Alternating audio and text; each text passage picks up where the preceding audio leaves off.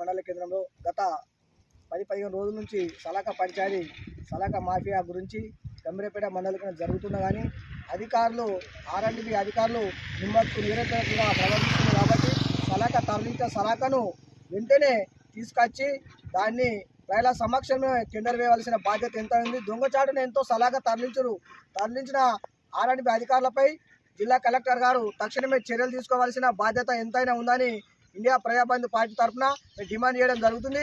ప్రజలకు అవసరమైనటువంటి ఇప్పుడే ఈ యొక్క తెలంగాణ రాష్ట్రంలో కాంగ్రెస్ పార్టీ అధికారులకు వచ్చిందంటే బడ్జెట్ కూడా లేదు. ఇటువంటి చిన్న చిట్కా వ్యయంతో కూడినటువంటి సలాకకు వచ్చే డబ్బులు కూడా ప్రభుత్వ ఖజానాలో జమ చేయవలసిన బాధ్యత ఎంతైనా ఉంది. కాబట్టి సలాకను ఎవరైతే తరలించారో ఈ యొక్క సలాక విషయంలో ప్రతి ఒక్కరూ స్పందిస్తారు. కానీ జిల్లా కలెక్టర్ కూడా దీని మీద తక్షణం స్పందించి R&B అధికారుల మీద చర్యలు తీసుకొని ఆ సలాక ఎక్కడ తరలించారో ఆ సలాకను తీసుకొచ్చి బహిరంగంగా వేలం వేసి ఆ డబ్బులను ప్రభుత్వ ఖజానాకు జమ చేయవలసిన బాధ్యత ఎంతైనా ఉందని తెలియజేస్తున్నా.